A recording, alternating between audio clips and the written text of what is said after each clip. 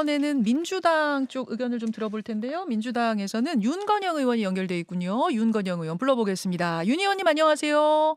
네, 구로울의 윤건영입니다. 예, 윤 의원님도 역시 이번 정상회담 총평부터 주시죠.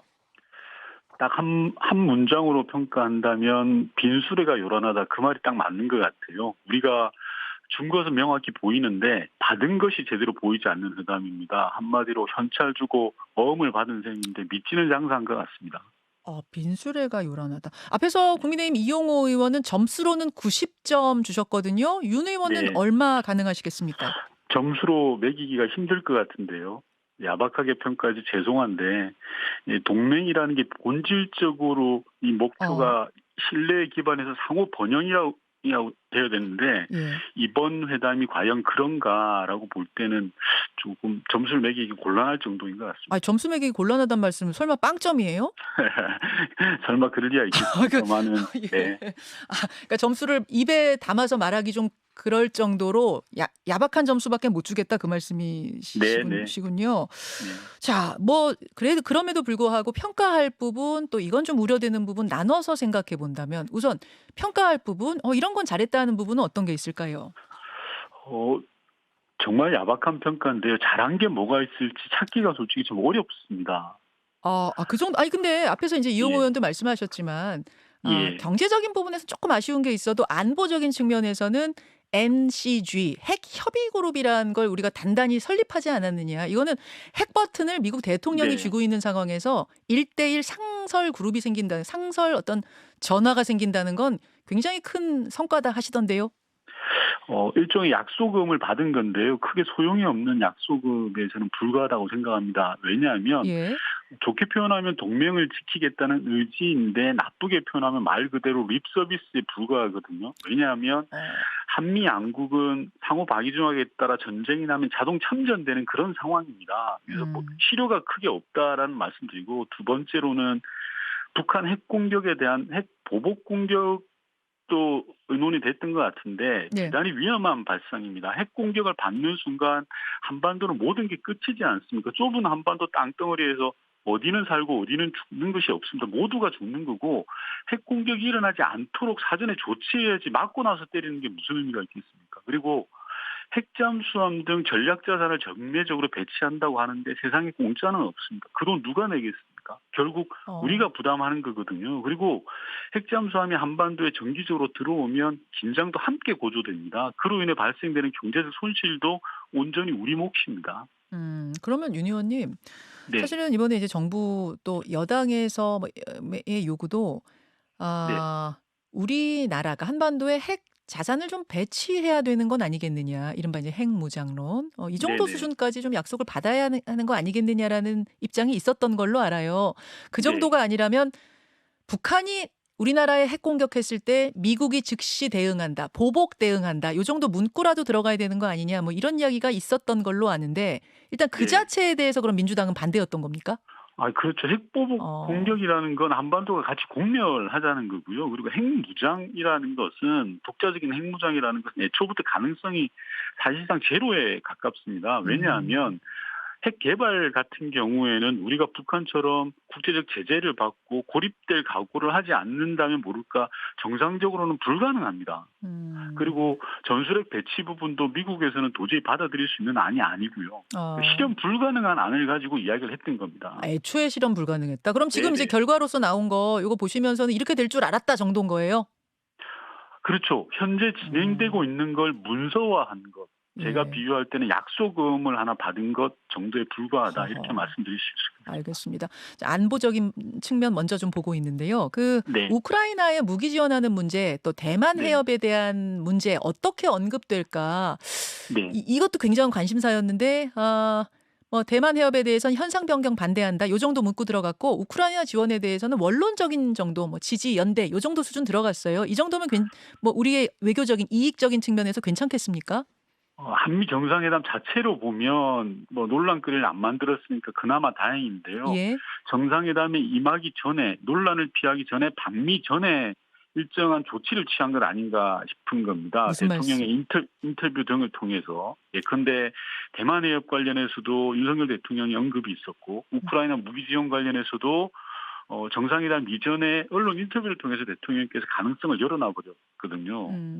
이런 게 전 대단히 심각한 문제고 우크라이나 무기 지원만 예를 들더라도요. 예. 우크라이나에 무기를 지원한다면 가장 좋아할 나라는 바로 북한입니다. 그건 왜 그렇습니까? 북한 입장에서는 중국과 러시아로부터 최신 무기도 도입받고요. 식량도 지원받고요. 음. 핵기술까지 받을 가능성이 농후합니다. 그 러시아가 경고했던 거 한국이 뭐 맞습니다. 무기 우크라이나에 무기 지원하면은 우리가 북한 손에다 최신 무기 지워줄 수 있다는 그 말씀하시는 거예요? 그렇죠. 조금만 생각해보면 누구나 쉽게 알 수 있는 부분을 윤석열 정부만 모르고 있는 것 같고요. 중국 관련해서도 마찬가지인데 음. 윤석열 대통령의 대만 해협 관련 말 한마디에 중국 관련 시장이 폭락했습니다. 시장에서 가장 민감하게 반응하는 게 바로 주식시장 아닙니까? 주식 음. 투자하는 분들이 이번 주에 악소리 났거든요. 음.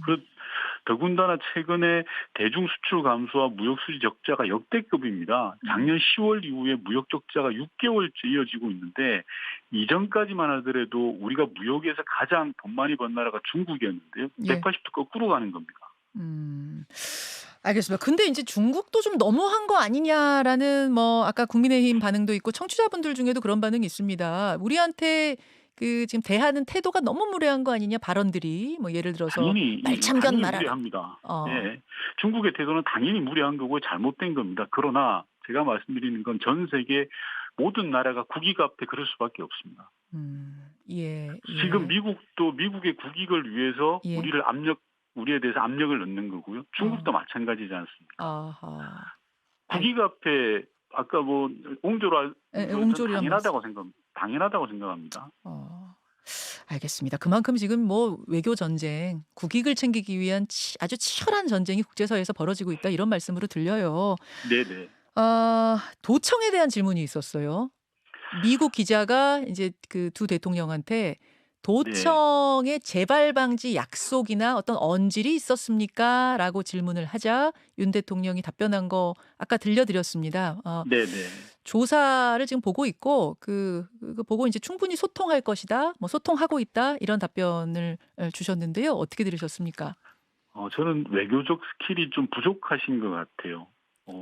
도청 의혹에 대해서는 협상의 무기인데 하나를 완전히 포기한 셈이 되고요. 어 어. 최근에 미국 가셔 가지고 방송되었던 언론 인터뷰 부분이 하나가 있던데 저는 그게 가장 제 얼굴이 좀 화끈거렸는데 예. 미국 기자가 윤석열 대통령한테 이렇게 물어봤죠. "친구끼리 도청해도 되냐?" 예. 대단히 모욕적인 질문이거든요. 친구가 근데 친구 사이 그러니까 친구 사이에 그렇죠. 도청이란 걸 해도 되느냐 그렇죠. 요 질문이었죠. 예. 그렇죠. 예. 전 대단히 모욕적으로 들렸습니다. 불법 도청에 대해서 사과는커녕 항의조차 못하지 않았습니까? 음. 저는 이거는 뭐 국격과 관련된 문제 아닌가라는 생각이 듭니다. 근데 앞서 그 질문에 대해서 또 인제 국민의힘 이용호 의원께서는 네. 이게 인제 외교 문제라는 게 워낙 복잡다단한 문제고 또 네. 어떤 이 뭐라고 해야 됩니까? 힘의 균형에 있어서 현실적인 문제가 있는 걸 좀 감안해야 되지 않겠느냐 인제 이런 취지로 설명하셨거든요. 현실적인 어 문제. 당연히 감안해야죠. 근데 사례로 보더라도요. 독일이나 뭐 프랑스 대통령과 총리는 음. 미국 대통령에게 항의 전화까지 했습니다. 음. 그리고 이 문제를 가지고 우리가 한미 관계를 끝장내자 이런 게 아니지 않습니까? 예. 따질 건 따지고 예. 줄 건 주고 받을 건 받자. 예. 정상적인 관계를 맺자라는 건데 음. 말 한마디 못했다는 것이 대단히 아쉽고 음. 그리고 미국 기자들에게 그런 모욕적인 질문까지 듣는 게 맞냐라는 말씀을 드리고 싶은 거죠. 알겠습니다. 알겠습니다. 네. 경제적인 측면에서는 뭐 바이오라든지 우주 산업 또 뭐 배터리 산업 이런 것들에 있어서 협력한다. 뭐 이런 네. 좀 큰 장기적인 요런 걸 좀 얻은 것 같고요. 또 최대 규모의 지금까지 최대 규모의 장학생 교환한다. 뭐 이런 선언도 네. 좀 있었던 것 같고요. 다만 반도체법, 인플레법 요거는 결국 못 풀고 왔다고 봐야 되는 건가요? 그렇죠. 저는 윤석열 정부가 대체 어쩌려고 이러는 건지 잘 모르겠는데요. 경제 관련해서 핵심은 반도체, 자동차 이 부분 아니겠습니까? 뭐 투자 유치 같은 부분이야 늘 파는 상품에 대해서 포장지를 새로 한 거라는 생각이 들고요. 근데 어. 오히려 혹을 하나 더 붙이고 돌아왔다고 생각을 해요. 어떤 반도체 혹이요? 관련해서는. 어떤 혹? 미국이 대중국 제재에 참여해달라고 미국이 요구를 하지 않습니까? 그러니까 이거는 우리 반도체 기업 두 번 죽이는 거거든요. 근데 윤 반도 의원님, 네. 제가 오늘 공동 성명하고 뭐 모두 발언하고 다 기자회견하고 자세히 봤습니다만 중국 땅에서 미국 반도체 기업들 뭐 판매 금지시키면 네. 한국도 중국에다가 반도체 팔지 말아라라고 요구한 그런 구절은 없는 것 같던데요. 회담 전에 이미 밑자락을 깔았던 거죠. 그리고 제가 볼 땐 만약에 그런 부분까지 정상회담에 녹여낸다고 하면 그건 심각한 음. 문제이거든요. 그래서 저는 한미 양 정상 간에 그러한 문제들이 일정하게 의논이 되지 않았을까라는 이야기를 하는 거고요. 이런 부분들은 예. 어제 제이크 술리번 백악관 안보보좌관 브리핑에 보면 나와 있습니다.